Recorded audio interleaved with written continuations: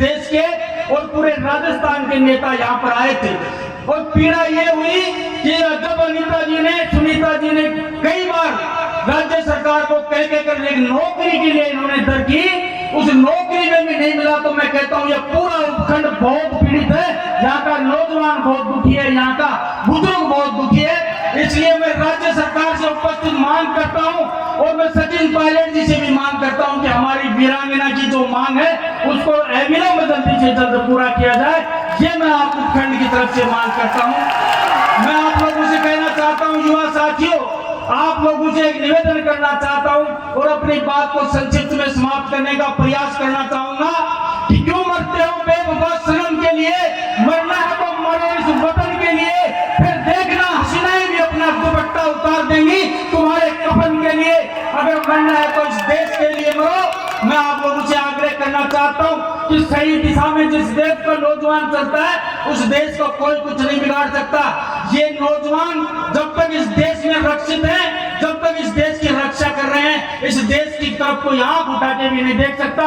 मैं और शहीद की वीरांगना की तरफ से और इस पूरे जन समूह की तरफ से आपसे कहना चाहता हूँ, कई लोग शहीद के बारे में कई बातें करते हैं, कई कहते हैं करोड़ों रुपए मिल गए, ठाट हो गए। मैं कहना चाहता हूँ जिस परिवार में शहीद होता है, जिस परिवार का बेटा जाता है उसको पता है। पूछ के देखिए उस माँ की कोख से जिसकी बुढ़ापे में कोख उधड़ गई, पूछिए उस पिता से जिसकी बुढ़ापे की लाठी उधड़ गई, पूछिए उस बहरी जवानी में जिस युवती का सिंदूर मिट गया, उससे पूछिए शहीद की कीमत क्या होती है। छोटे छोटे उन बच्चों से पूछिए जिनका बचपन में बाप का साया उजड़ गया और फिर भी पता नहीं लगता है, तो पूछिए उस बहन का दर्द जो रक्षाबंधन के दिन आपके भाई के हाथ पर बांधने के लिए राखी तरफ गई थी। तब जाके शहीद की गरिमा और महत्व को पता लगेगा आपको। मैं निवेदन करना चाहता हूँ आपसे, शहीदों का सम्मान करना सीखो, मान करना सीखो।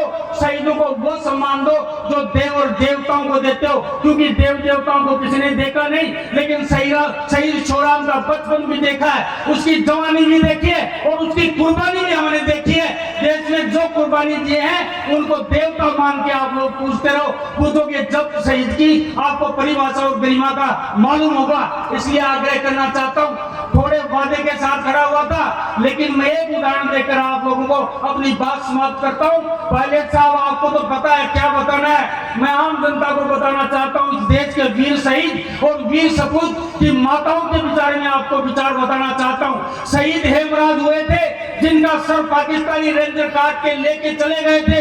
जब उसकी सर के बिना तो बॉडी आई, अधूरी बॉडी आई, तो उसकी मां ने उसका दाह संस्कार करने से इनकार कर दिया।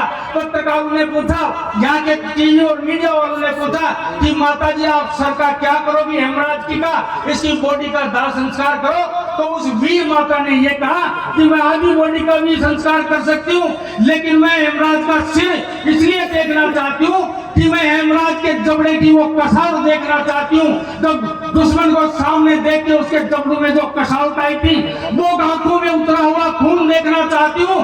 जो दुश्मन पे वार करते हुए उसकी आंखों में आया था, उसके माथे की वो गर्व की लकीरें देखना चाहती हूँ। जो देश पे बलिदान होते हुए उसके माथे पे जो गर्व की लकीरें आई थी, वो लकीरें देखने के लिए मैं उसका सर चाहती हूँ। ऐसी वीर प्रसूताएं माताएं, ऐसे वीर माताएं और वीर पुत्र यहाँ पर उपस्थित हैं। हिंदुस्तान का कोई कुछ नहीं बिगाड़ सकता।